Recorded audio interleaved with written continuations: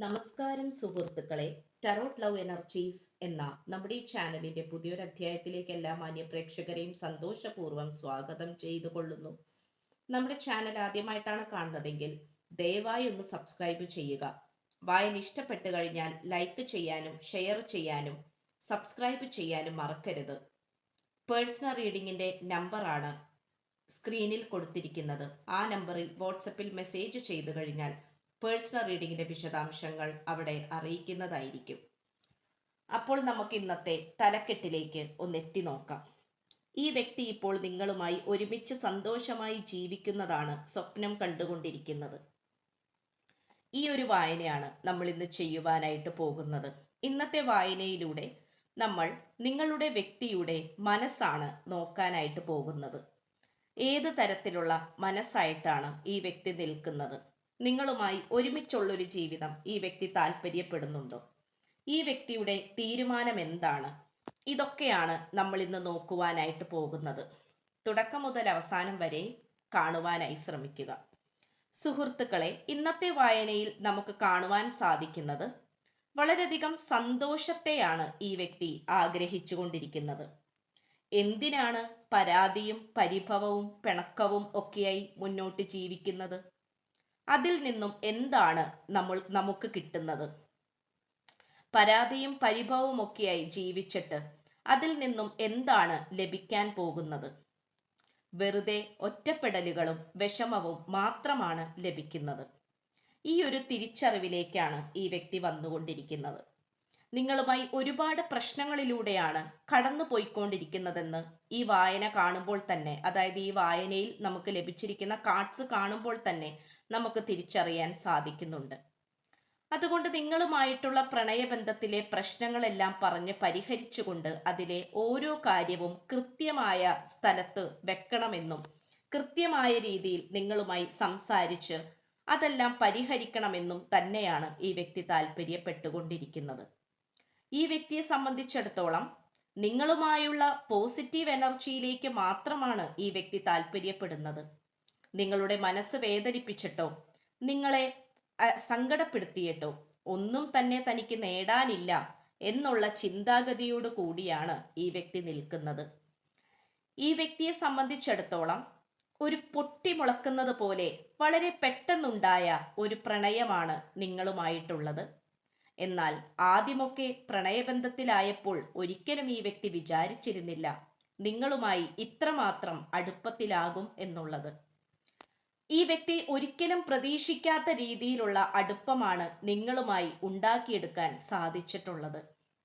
അത് വളരെ അനുഗ്രഹത്തോടു കൂടിയും അതിശയത്തോടു കൂടിയുമാണ് ഈ വ്യക്തി ഇപ്പോഴും ഓർക്കുന്നത്. ഈ പ്രപഞ്ചത്തിലെ സർവചരാചരങ്ങളോടും ദൈവങ്ങളോടും ഈ വ്യക്തി നന്ദി പറയാറുണ്ട്, അപ്പോഴും ഇപ്പോഴും.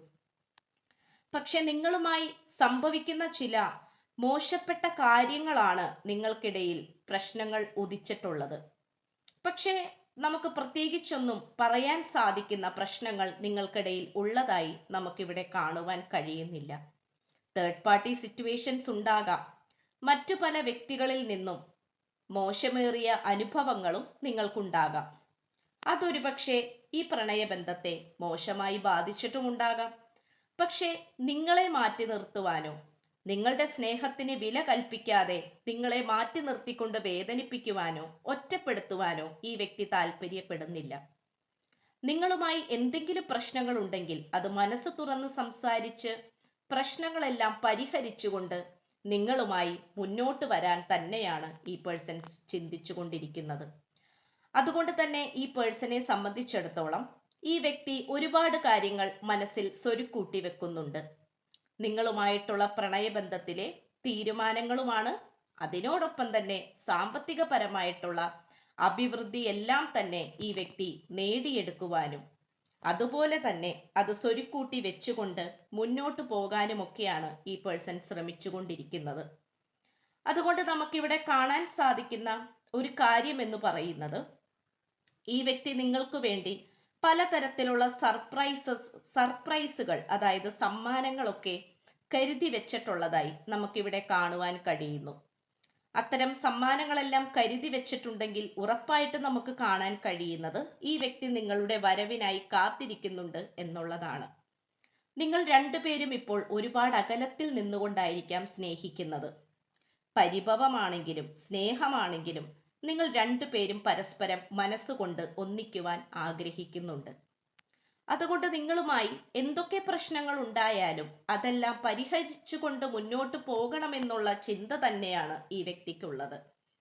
പരാതിയും പരിഭവവുമായി നടന്നിട്ട് അതിൽ നിന്നും എന്ത് നേട്ടമാണ് തനിക്ക് കിട്ടുന്നത് എന്നുള്ളതിനെ കുറിച്ച് ഓർത്തുള്ള 1000 ചോദ്യങ്ങളാണ് ഈ വ്യക്തിയുടെ മനസ്സിലേക്ക് വന്നുകൊണ്ടിരിക്കുന്നത്. ഈ വ്യക്തിക്ക് യാതൊരു കാരണവശാലും നിങ്ങളുമായി മുന്നോട്ടു പോകാൻ താല്പര്യമില്ലാത്ത വിധത്തിലുള്ള സാഹചര്യങ്ങൾ വന്നു ചേർന്നിട്ടുണ്ട്. അപ്പോഴൊക്കെ ഈ വ്യക്തി നിങ്ങളുടെ കൈകൾ മുറുകെ പിടിച്ചിട്ടുമുണ്ട്. നിങ്ങളെ വിട്ടുകളയാൻ ഈ വ്യക്തി തയ്യാറായിരുന്നില്ല. അതേ മനോഭാവത്തോടു കൂടി തന്നെയാണ് ഈ പ്രണയബന്ധത്തെ ഇപ്പോഴും ഈ വ്യക്തി കാത്തു സൂക്ഷിക്കാൻ ആഗ്രഹിക്കുന്നത്. ഇവിടെ ഈ വ്യക്തി ഒരു മായാലോകത്ത് നിൽക്കുന്നത് പോലെയാണ് ഈ പ്രണയബന്ധത്തെ കാണുന്നത്. കാരണം ഈ വ്യക്തി ഇനിയൊരു പ്രണയം വേണ്ട, അല്ലെങ്കിൽ ഒരു കുടുംബ ജീവിതം വേണ്ട എന്ന് വിചാരിച്ച് അങ്ങനെ തീരുമാനിച്ചുകൊണ്ട് മുന്നോട്ട് പോയിക്കൊണ്ടിരിക്കുന്ന സമയത്താണ് നിങ്ങളുമായിട്ടുള്ള സ്നേഹബന്ധം കടന്നു വരുന്നത്. അതിലൂടെ ഈ വ്യക്തിക്ക് ഒരുപാട് മാറ്റങ്ങൾ ഉണ്ടാക്കിയെടുക്കാൻ സാധിച്ചിട്ടുണ്ട്. നിങ്ങളെ പലപ്പോഴും ദൈവം നേരിട്ടയച്ചിട്ടുള്ള ഒരു വ്യക്തിയായിട്ടാണ് ഈ പേഴ്സൺ ചിന്തിക്കുന്നത്. ഈ വ്യക്തിക്ക് അങ്ങനെ വിശ്വസിക്കാനാണ് ആഗ്രഹം. കാരണം എന്താണെന്ന് വെച്ചാൽ ഈ വ്യക്തിയെ സംബന്ധിച്ചിടത്തോളം നിങ്ങളുമായിട്ടുള്ള പുതിയ തുടക്കത്തിന് വേണ്ടി എപ്പോഴും ഈ വ്യക്തിയെ പ്രേരിപ്പിച്ചുകൊണ്ടിരിക്കുന്നത് നിങ്ങളിലെ ആ ഒരു പവിത്രതയും നിഷ്കളങ്കതയും തന്നെയാണ്. അത് ഈ വ്യക്തിയെ ഒരിക്കലും മറപ്പിക്കുകയില്ല, അല്ലെങ്കിൽ ഈ വ്യക്തിയുടെ മനസ്സിൽ നിന്നും ഒരിക്കലും മാഞ്ഞു പോവുകയില്ല. അതുകൊണ്ട് തന്നെ നിങ്ങൾ ദേഷ്യപ്പെടുമ്പോഴും പ്രശ്നങ്ങൾ ഉണ്ടാക്കുമ്പോഴും ഈ വ്യക്തി നിശബ്ദനായി നിൽക്കുവാറുണ്ട്. കാരണം ഈ പ്രണയബന്ധം അത്രമാത്രം ഈ വ്യക്തിക്ക് വേണ്ടപ്പെട്ടതാണ്. ഒരുപാട് എതിർപ്പുകൾ ഈ പ്രണയബന്ധത്തിൽ ഉള്ളതായി നമുക്കിവിടെ കാണാൻ കഴിയുന്നു. നിങ്ങളും ഈ വ്യക്തിയും തമ്മിൽ ഒന്നിക്കുന്ന കാര്യത്തിൽ ഒരുപാട് വ്യക്തികൾ എതിരായിട്ടുള്ള അഭിപ്രായങ്ങൾ പറയുന്നുണ്ട്. അതിനോട് പറഞ്ഞുകൊണ്ട് തന്നെ യുദ്ധത്തിന് തയ്യാറായി നിൽക്കുന്നത് പോലെയാണ് ഈ വ്യക്തി നിൽക്കുന്നത്.